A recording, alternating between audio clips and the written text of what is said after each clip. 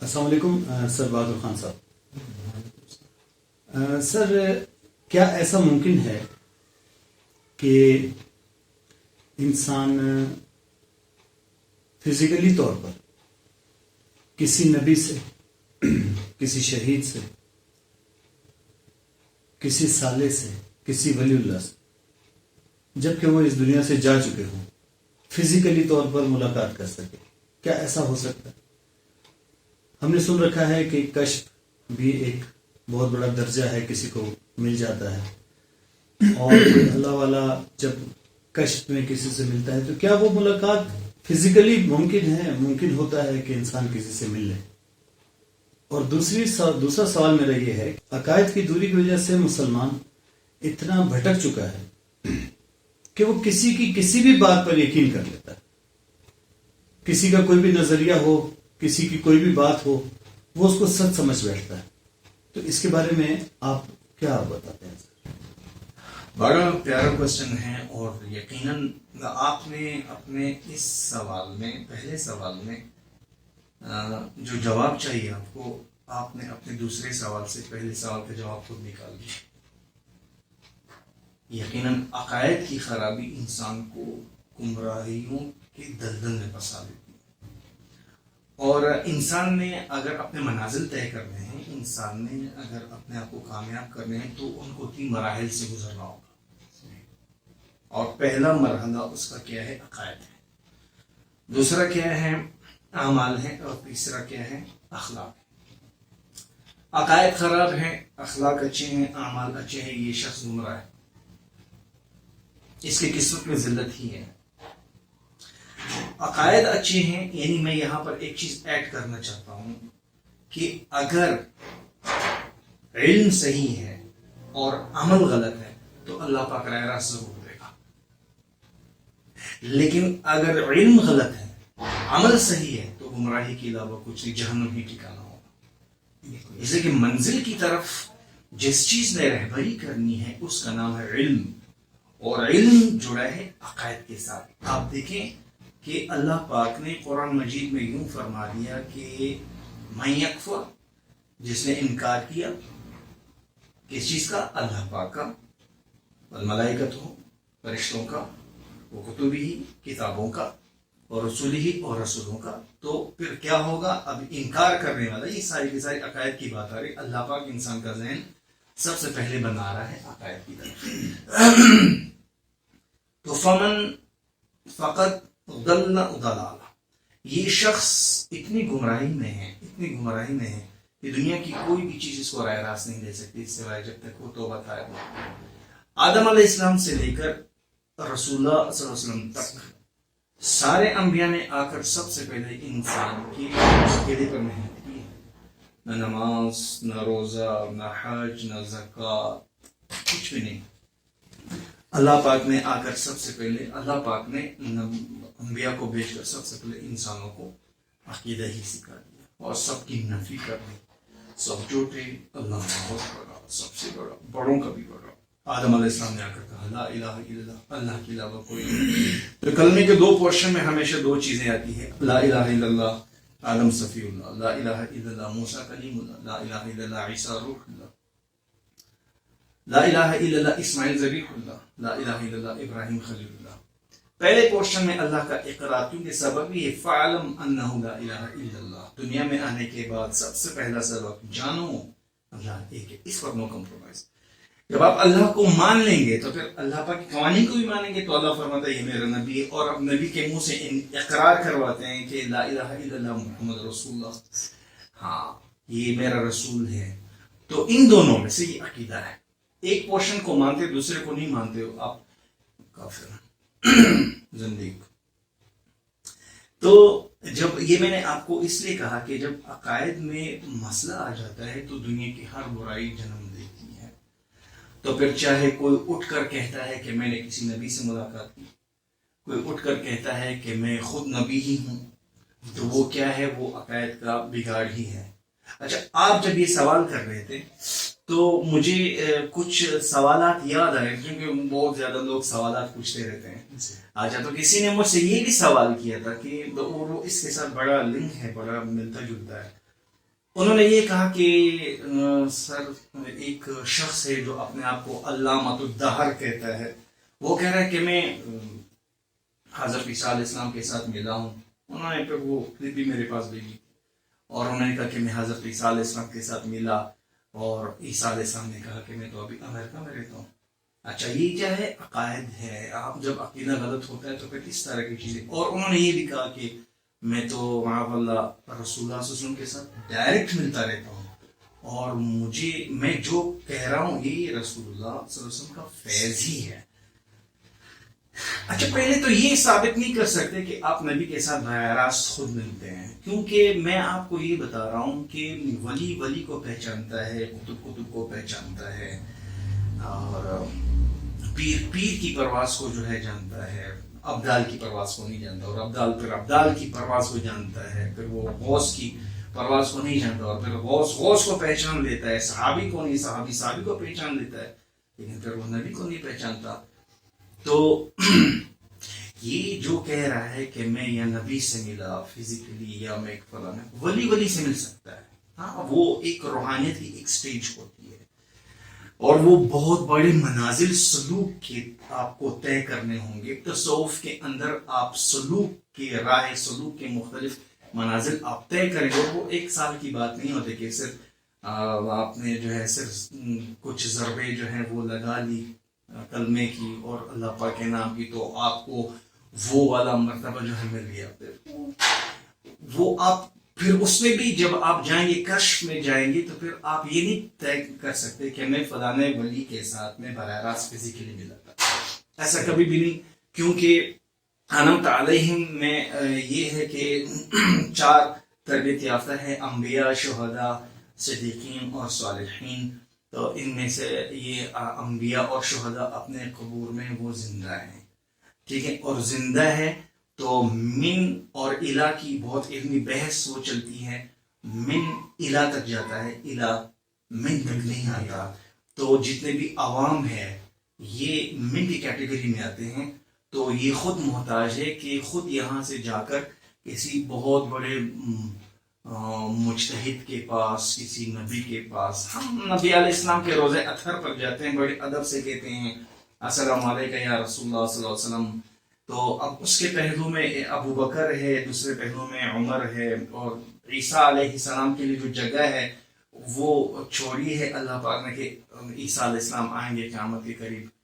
تو اب ایک شخص یہ کہتا ہے کہ عیسیٰ علیہ السلام آسمان سے اتر کر امریکہ میں مجھ سے ملنے آئے، تو اس کا مطلب الہ کی پرواز من تک ہو گئی نا.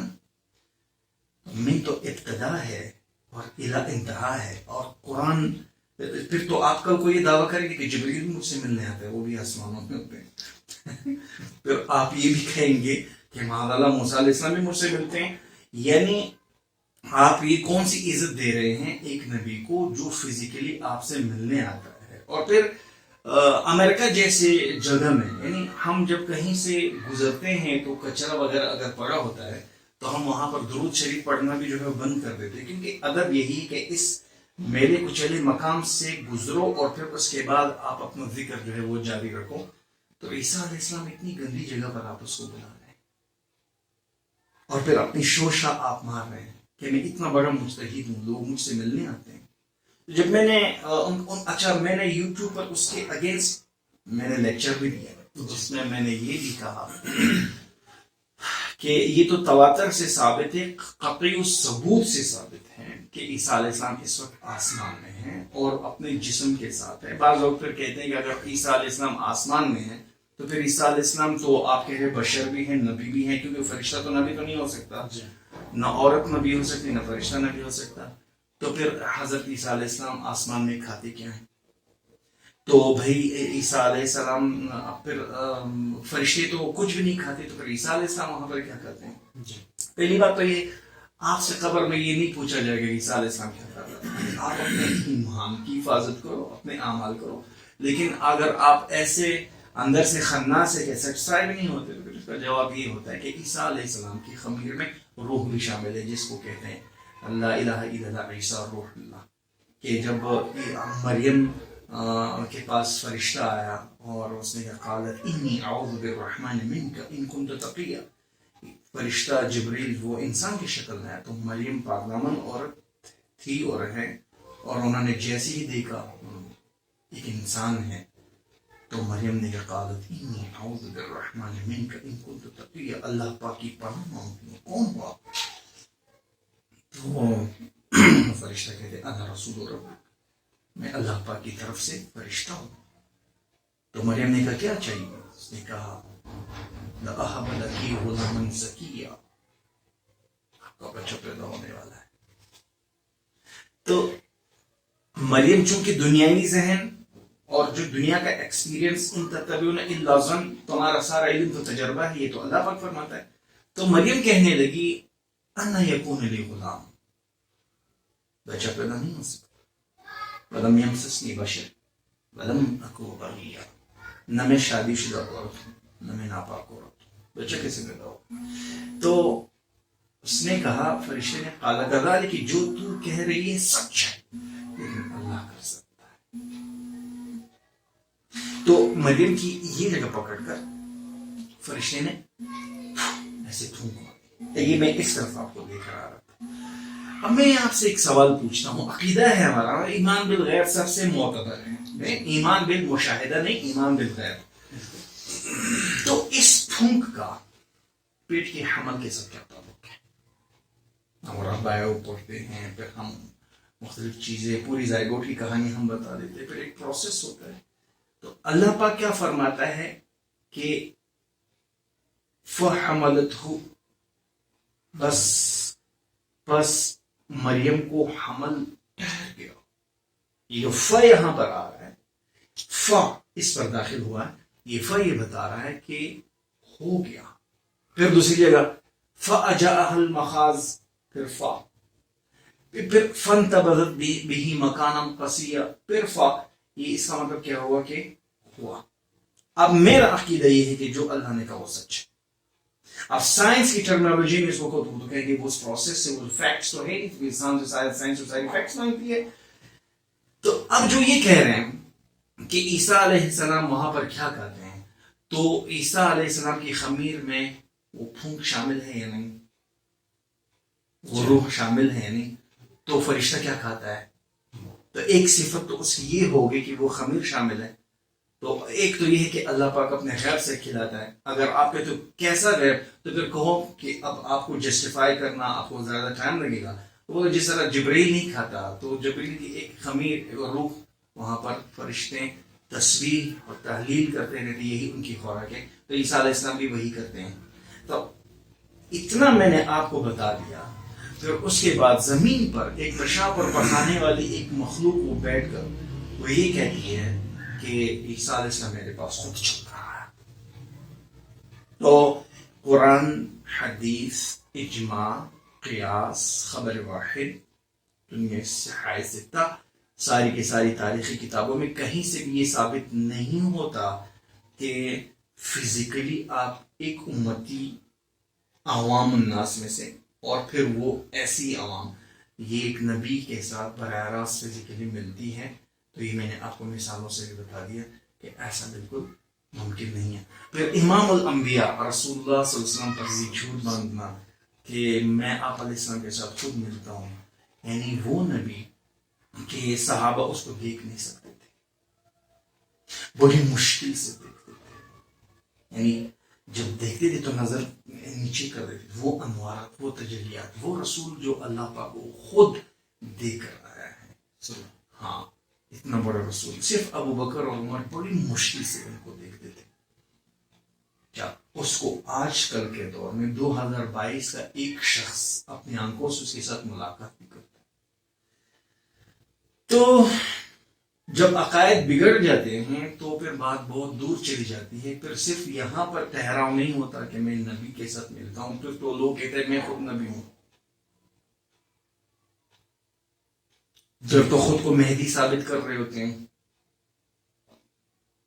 پھر جب مہدی ثابت نہیں ہوتا تو پھر کہتے ہیں اچھا مہدی کا اپنا نام تو محمد ہوگا، والد کا نام عبداللہ ہوگا، والدہ کا نام آمنہ ہوگا، تو میرا نام تو وہ نہیں ہے۔ تو پھر وہ ہندوؤں کے رسم، ہندوؤں کے کانسیپٹ کی طرف چلے جاتے، اوتار اور حلول کی طرف۔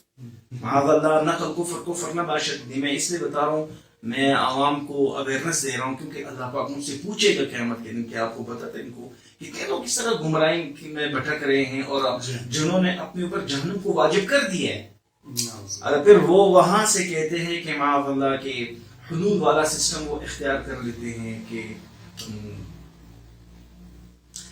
جو حضرت نبی علیہ السلام کی جو روح ہے وہ حلول ہو گئی معاذ اللہ مہدی میں, ٹھیک ہے, اور پھر مہدی کے بارے میں کہتا ہے کہ اس کی روح پھر حلول ہو گئی مجھ میں. تو اب لازم میرے بھی ماں کا نام آمنہ ہے, میرے باپ کا نام عبداللہ ہے, ٹھیک ہے, اور میرا نام محمد ہے. تو اس طرح کی تعویلات پھر وہ پیش کرتے ہیں عوام کو گمراہ بنانے کے لیے. عوام گمراہ اس لیے بنتی ہے کہ فَاسْأَلْ بِهِ خَبِيرًا, جاؤ کسی جاننے والے کے پاس. تو جاننے والے علماء ہے, کہ وہ جاننے والے کے پاس نہیں جائیں گے تو پھر جاہل پیروں کے حوالے خود کو کر دیں گے, یا تو پھر نقلی اور ڈپلیکیٹ مولویوں کی طرف جائیں گے, یا تو پھر سیکولر مولوی. آج کل سیکولر مولویوں نے بہت مسئلہ خراب کر رکھا ہے. وہ چیز جو دین میں ہے ہی نہیں اس کو ڈیفائن کرتے ہیں, اور جو دین میں ہے اس کا پھر انکار کرتے ہیں. ان لوگوں نے جو یہ مسئلہ خراب کر دیا. تو میرا ان سے آپ کے چینل کی توسط سے لوگوں کو یہ ہے کہ پہلا کام یہ کرو کہ جاہل کو عالم کے پاس جانا فرض ہے. جاہل کو عالم کے پاس جانا فرض ہے, اور جب آپ جاؤ گے یہ فرض ادا کرو گے تو آپ ان سے پوچھو. ڈاکٹر سے آپ کو صحت نہیں ملتی, دوسرے کے پاس جاتے, تیسرے کے پاس. ایمان وہ چیز ہے, ایمان کے 73 شعبے ہیں, اور 73 شعبوں میں سب سے جو چھوٹا شعبہ ہے نا وہ یہ ہے کہ کسی تکلیف دہ چیز کو راستے سے آپ نے ہٹا دی. ٹھیک ہے, تو یہ تو ایک راستے کی چیز ہے, لیکن ایمان تو راستے کی چیز تو نہیں ہے نا. تو اس ایمان کی حفاظت کے لیے مطلب لوگوں نے اس ایمان کو حاصل کرنے کے لیے قربانیاں دی ہیں, خون کی بھی اور رونے کی بھی, اپنے آپ کی بھی. اس ایمان کی حفاظت کے لیے سب سے بہتر یہی ہے کہ علماء کی طرف آپ جائیں اور علماء سے پوچھ کر. اور میرا اور آپ بہت بڑا کام کر رہے ہیں, میں تو آپ کی برکت سے ان سب کو ویورز کو میں کہتا ہوں کہ سب سے پہلے اگر گمراہ فرقوں سے اپنے آپ کو بچانا ہے تو سب سے پہلے آپ اپنے عقائد سیکھیں. بہت اچھی بات. سب سے پہلے آپ عقائد سیکھیں, لیکن عقائد آپ کے پاس آ گئے تو آپ کے پاس ہتھیار آ گئے. جی. اب وہ شخص یہ کہتا ہے کہ میں نبی علیہ السلام کے ساتھ معاملہ ڈیلی ملتا ہوں, تو پھر وہ یہ کہہ رہا ہے کہ دلیل کے طور پر وہ کہتا ہے کہ آپ علیہ السلام تو بتوں کو توڑنے والے تھے, لیکن آپ علیہ السلام نے حجر اسود کو جو ہے خود جو ہے چوما, بوسہ دے دیا. تو بوسہ تو اس کو دیا جاتا ہے جو بہت معتبر ہو. تو آپ علیہ السلام کو عمر نے کہا کہ میں اس کو صرف پتھر سمجھتا ہوں, اگر میں اس کو بوسہ اس لیے دے رہا ہوں کیونکہ میں نے رسول اللہ صلی اللہ علیہ وسلم کو حجر اسود پر بوسہ ہوتے دیکھا تھا. تو اب یہ راز یہ کہہ رہا ہے یہ کہ آپ علیہ السلام نے حجر اسود کو بوسہ اس لیے دیا کہ آپ علیہ السلام نے حجر اسود کو دیکھا اور اس میں میری تشبیہ نظر آئی. آپ علیہ السلام میری تصویر نظر آئی. اور پھر آپ علیہ السلام کہنے لگے کہ یہ تو وہی تصویر ہے کہ عالم ارواح میں اس کی روح کے ساتھ میری ملاقات ہوئی تھی. یہ تو مجھے بڑا پیارا تھا, پہچان لیا کہ ہاں یہ تو وہی ہے معتبر. پھر اس چیز کا انکار جب یہ اعلان ہوا تھا نا پاکستان میں, اس چیز کا انکار امام کعبہ اور مدینے کے امام نے ریٹن میں اعلان کر دیا تھا کہ جو یہ دعویٰ کر رہے کہ حجر اسود میں تصویر ہے یہ بالکل سراسر جھوٹ ہے. اعلان بھی ہو گیا. جی. اچھا, وہ اب یہ کہہ رہے ہیں کہ وہ چاند میں بھی ابھی آپ دیکھیں نا تو اس میں میری تصویر, میرا عکس آپ کو نظر آئے. تو اب آپ مجھے یہ بتائیں, جس کا عقیدہ ٹھیک ہوگا ایسے پروپیگنڈے اور ایسے باطل تعویلات پیش کرنے والا کیا کسی کو کچھ بگاڑ سکتا ہے؟ کسی کو کچھ نہیں بگاڑ سکتا. ممکن نہیں ممکن. لیکن بات کیوں ٹریپ ہو جاتے ہیں لوگ؟ اس لیے کہ ان کے پاس عقائد نہیں. تو میں آپ کو یہ کہہ رہا ہوں عقائد بہت بڑی بات ہے, اور آپ کی بہت اچھی سوچ ہے کہ آپ نے کوشچن بھی ایسا کیا. جی. میں سمجھ رہا تھا کوئی اور کوشچن آپ کریں گے, لیکن آپ نے یہ کوشچن کیا, یہ بہت لوگوں کے لیے خیر خواہ بھی ہیں.